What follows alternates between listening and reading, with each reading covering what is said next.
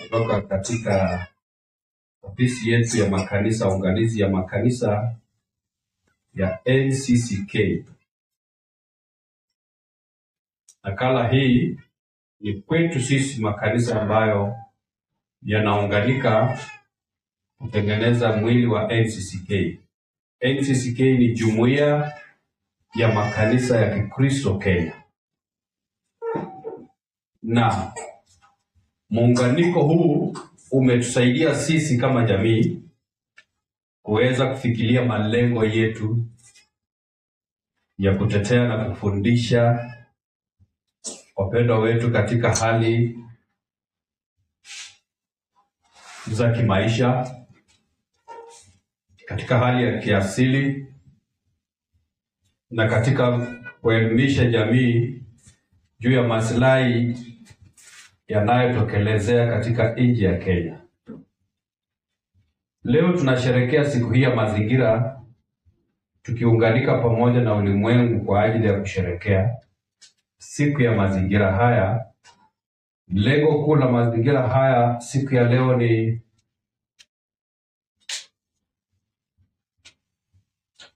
kusimamisha uchafuzi wa mazingira unaotokana na vyombo vya plastiki. Inaitwa putting to an end plastic pollution. Pamoja na makanisa mengine, tunawaomba kama jumuiya kusimama na kuweza kutetea mazingira, kama vile neno la Mungu linavyosema kwamba Bwana alitupatia eneo hili kama miliki yetu. Kitabu cha Zaburi ya 24, patia mchungaji microphone. Kitabu cha Zaburi 24.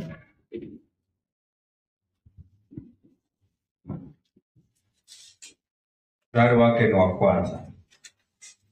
Nchi na vyote vijazavyo ni mali ya Bwana, dunia na yote wakao ndani yake. Maana ameiweka misingi yake juu ya bahari. Amen. Amen. Moja tu. Biblia imesema nini? Nchi na vyote vijazavyo ni mali ya Bwana. Dunia na wote wakao ndani yake. Dunia na wote wakao ndani yake ni mali ya Bwana. Bwana ametuweka katika ulimwengu huu na makusudi. Bwana asifiwe. Makusudi yake ni kuona ya kwamba sisi kama jamii tumeitunza dunia, tumeilea na kuilete kwa level ambayo yeye alitupatia. Kumbuka pale katika bustani la Eden, Bwana alisema ya kwamba nawapatia kila mti ulio katika bustani, lakini ule wa katikati ndio msiule. Vyote vilivyomo katika bustani ya Eden vilikuwa ni mali na miliki ya mwanadamu. Bwana asifiwe. So Biblia inataka tukaweze pia sisi kujua ya kwamba Mungu ametuweka katika ulimwengu ili tukaweze kuumiliki na tuutunze ulimwengu, ili ulimwengu uwe mahali pazuri pa sisi kuishi. Bwana asifiwe. Mahali ambapo hautapata ugonjwa, mahali ambapo hautapata maradhi kutokana na vitu ambavyo unatumia. Nataka tu uangalie katika jamii yako. Vyombo hivi huenda ni rahisi sana. Vyombo vya plastiki huenda ni rahisi sana. Vyombo hivi vinanunuliwa kwa bei ndogo na vinatoboka kwa haraka. Ukienda pale kwako, angalia makarai mangapi imepasuka na umetupa. Cha kwanza, inalete hizo vipande inalete uharibifu wa mazingira. Cha pili, ile imebakia inaweka maji. Na inapoweka maji hayo yanakuwa ni sehemu ya wadudu kuzaana ndani. Wadudu kama mbu. Kisha wewe unapata hasara. Mbu anakukula, wakisha kukula unafanya nini? Unagojeka. So Mungu anataka sisi tukaweze kuhifadhi mazingira. Na katika kuhifadhi mazingira tutaishi tuwe na furaha, mili zetu iwe na furaha. Ndani ya hayo tukifanya hivyo, tutasaidika, hatutapata shida katika ulimwengu ambayo Mungu amesema ni miliki yetu. Kitabu cha Wagalatia 6. Kitabu cha Wagalatia 6 mstari wa 9. Wagalatia 6 mstari wa 9. Kinasema nini? Wagalatia 6 mstari wake ni wa 9. Inasema hivi: tena tusichoke katika kutenda mema, maana tutavuna kwa wakati wake tusiposimia roho. Bwana atukuzwe. Mwandishi huyu anatutia moyo na anasema tusichoke katika kutenda mema. Huenda ardhi inaweza kosa kukuongelesha. Huenda dunia inaweza kosa kukupatia nakala iseme asante kwa kunisaidia.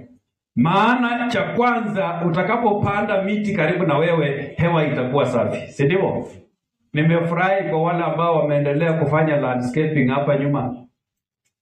Tumekuwa na shida ya kuteremka kwa ofisi, lakini kuna mtu anashughulikia. Sio ni mazingira mazuri? Hapo mbele kuna mtu ambaye amekuwa akishughulikia kile tu ambacho tumemiss the mark.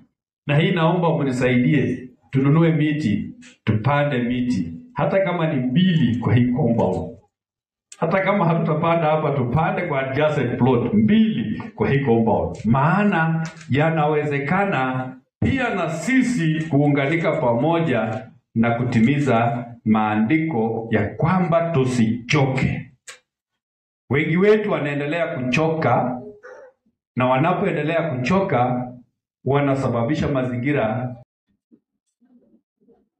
Kanisa, tunapoendelea, naamini ya kwamba sikukuu hii itakuwa ya fanaka kwetu sisi, tukizingatia kwamba mazingira ni mazuri kuhifadhi.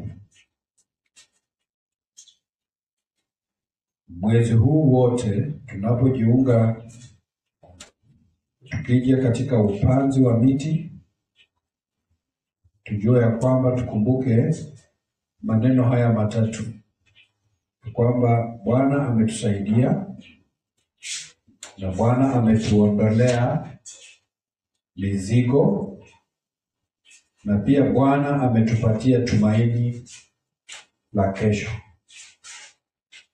Ujumbe huu ni kwa niaba ya makanisa yetu ambayo iko chini ya NCCK. Umetiwa muhuri na sahihi na Reverend Canon Chris Kinyanjui, ambaye ndiye katibu mkuu wa shirika letu la NCCK. Bwana awabariki.